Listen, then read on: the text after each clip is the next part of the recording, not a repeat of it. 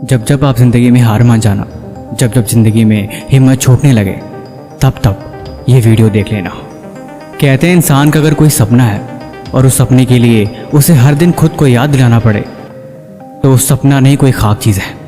असल ज़िंदगी में मंजिल वही होती है जिसको पूरा करने के लिए किसी भी चीज़ को याद करने की ज़रूरत न पड़े। वो हर वक्त हर पल दिमाग में ऐसे छाया रहे जैसे कि वही ज़रूरी है। आप मानो या ना मानो, लेकिन रेस में दौड़ने वाला हर इंसान उसकी मंजिल हमेशा उसके एम पे होती है। अगर उसके दिमाग में उसका गोल नहीं, फिर वो दौड़ ही नहीं सकता, या फिर उसका दौड़ना ही बेकार है। क्योंकि कामयाब होने के लिए मंजिल का आंखों में होना ज़रूरी है। मैं बात पढ़ाई की ही कर रहा हूँ। चलिए इस वीडियो को एक कहानी की मदद से शुरू करते हैं। आशा करते हैं कि ये कहानी आपको ज़िंदगी भर याद रहेगी। गुरुकुल में अक्सर गुरुदेव अपने शिष्यों को पढ़ाया करते थे। ज्ञान, अर्थशास्त्र और हर चीज़ की शिक्षा दिया करते थे। लेकिन उनके शिष्य में एक ऐसा लड़का था जो बहुत ही कमज़ोर था। बाकी सारे शिष्य उसे कमज़ोर कहकर उसे चिढ़ाते थे, उसका मजाक बनाते थे।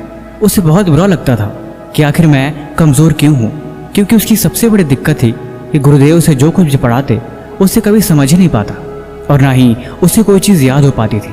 वो चिंतित रहने लगा कि आखिर इसका क्या समाधान किया जाए। आखिर पढ़ी हुई चीज़ें मुझे याद क्यों नहीं रहती।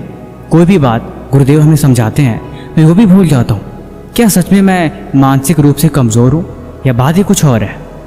धीरे धीरे वक्त बदलता गया। काफ़ी साल गुजर गए। उसकी हालत ऐसी ही रही। एक दिन जंगल के बीचों बीच खड़ा होकर वो कुछ सोच रहा था। तब तक एक राहगीर ने बताया, यहाँ से कोसों मील जंगल के दूसरी छोर पे एक साधु महात्मा रहते हैं। उनके अंदर इतनी जादुई शक्ति है कि वो किसी भी चीज़ को ठीक कर सकते हैं। लोग कहते हैं कि उनके पास दिव्य शक्तियाँ हैं, जिस दिव्य शक्तियों की मदद से वो सब कुछ जान लेते हैं।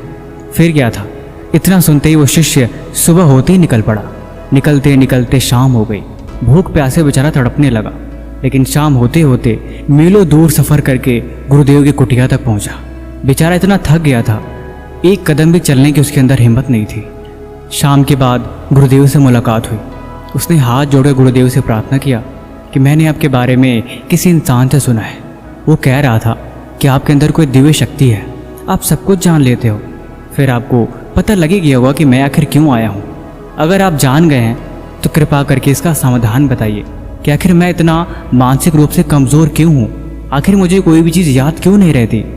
क्या मैं जीवन भर ऐसे ही रहूँगा या मैं ठीक भी हो सकता हूँ। गुरुदेव उस लड़के की हर एक बात समझे, मुस्कुराए और बोले, तुम यहीं बैठो, मैं आता हूँ। अंदर कुटिया में गए और कुटिया में से एक कमंडलू ले गया है। उस कमंडलू में शायद जल भरा था। उन्होंने 2 चम्मच उस कमंडलू में से जल पिला दिया। जल पीते ही ऐसे मानो जैसे उस लड़के के अंदर नई ऊर्जा सी आ गई हो। उसके हाथ पैर बिल्कुल कांपने लगे, लेकिन थोड़ी देर में वो ठीक हो गया। गुरुदेव बोले, अब तुम चले जाओ। अब तुम्हारा दिमाग इतना तेज हो गया है कि तुम जो कुछ भी देखोगे एक बार में तुम्हें याद हो जाएगा। यकीन नहीं होता तो तुम सोच के देखो, तुम्हारे रास्ते में जितने भी पेड़ पौधे पड़े होंगे, हर एक चीज़ का दृश्य तुम्हारे दिमाग में याद हो गया है। उस लड़के ने बोला, हाँ ये तो चमत्कार हो गया। मुझे याद हो गया कि रास्ते में मैं किस तरह से आया हूँ, और रास्ते में एक बड़ा सा पेड़ था, एक छोटी सी खाई भी थी। मुझे सब कुछ याद हो गया। गुरुजी धन्यवाद, आपने तो मेरी ज़िंदगी बदल दी। गुरुदेव ने बोला, अब तुम जाओ, लेकिन अब से जिस चीज़ को भी तुम्हें याद करना हो, तुम कोई भी काम करना, उस काम में अपना मन लगा देना। ऐसे जैसे तुम खो गए हो। हर एक चीज़ को ध्यान के साथ पढ़ना, देखना तुम्हें हर चीज़ याद हो जाएगी।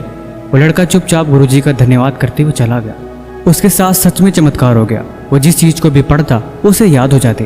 अब उसका दिमाग पहले जैसे नहीं रहा। ऐसे मानो जैसे कि उस पानी ने उस लड़के के अंदर नई ऊर्जा डाल दी हो। सालों बीत गए। अब वो लड़का एक विद्वान बन गया।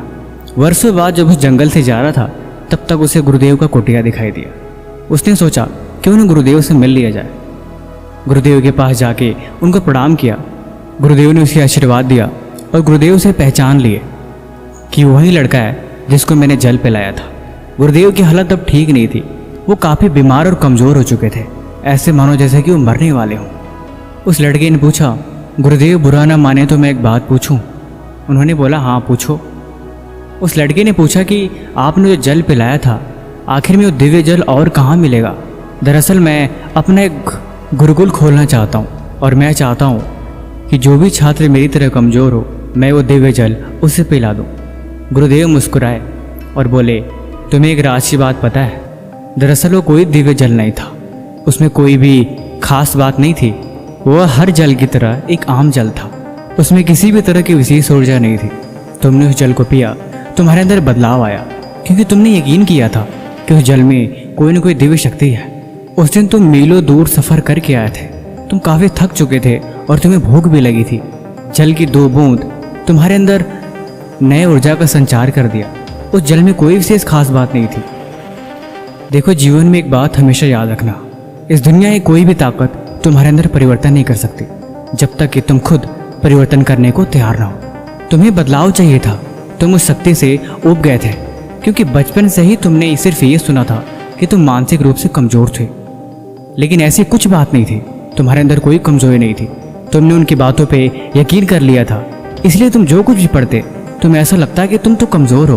तुम्हारा दिमाग तो किसी भी चीज़ को याद कर ही नहीं सकता, और यही सोच तुम्हें और कमज़ोर बना रही थी। लेकिन जल की बूंदों ने तुम्हें यकीन दिलाया कि तुम्हारे अंदर एक दिव्य ऊर्जा है, और उसी ऊर्जा के यकीन ने तुम्हें कामयाब बना दिया। वर्षों पहले मैं भी तुम्हारी तरह बहुत ही नादान था। मेरी सबसे बड़ी दिक्कत थी कि मेरी आंखों से दिखाई नहीं देती थी। तब एक महात्मा यहाँ रहते थे, जिन्होंने मेरी आंखों में 2 बूंद जल की डाली, जिसकी वजह से मुझे साफ दिखाई देने लगा। देखो, मेरी आंखें आज भी कमज़ोर हैं, लेकिन ये बात सच थी कि मैं चीज़ों को पढ़ नहीं पाता था। लेकिन उस जल की बूंद ने मुझे उनमें ही पढ़ने की शक्ति दे दी कि मेरी उन्हीं कमज़ोर आंखों से मुझे जितना भी दिखता, मैंने उतने से ही पढ़ना शुरू किया, और उसी यकीन ने मेरी ज़िंदगी बदल दी। अब मैं मरने वाला हूँ, इसीलिए जल का कमंडलू तुम रखो। तुम यहीं पे अपना गुरुकुल खोलो और बच्चों को शिक्षा दो। उन्हें यकीन दिलाना कि इस दुनिया में यकीन से बढ़ के कुछ नहीं है। खुद पे भरोसा होना ज़रूरी है। अगर तुम खुद को कमज़ोर समझोगे तो तुमसे बड़ा कमज़ोर इस दुनिया में कोई नहीं है। लेकिन अगर तुम्हें खुद पे यकीन हुआ तो तुम हर एक चीज़ कर सकते हो जो किसी ने सोची नहीं होगी। सारी ताकत तुम्हारे अंदर ही है, और सारा खेल बस वहम का है। तुम जिंदगी को जैसा बनाओगे वैसा तुम बन जाओगे। तुम जैसा सोचोगे तुम वैसा करोगे, और वही सोच और वही क्रिया तुम्हारी ज़िंदगी, तुम्हारा सोच और तुम्हारा कल बदलने में तुम्हारी मदद करेगी। कहते हैं ना, तुम्हारी सारी बुराइयाँ, तुम्हारी सारी गलतियाँ तुम्हारे अंदर ही है। तुम दुनिया में क्यों खोए हो?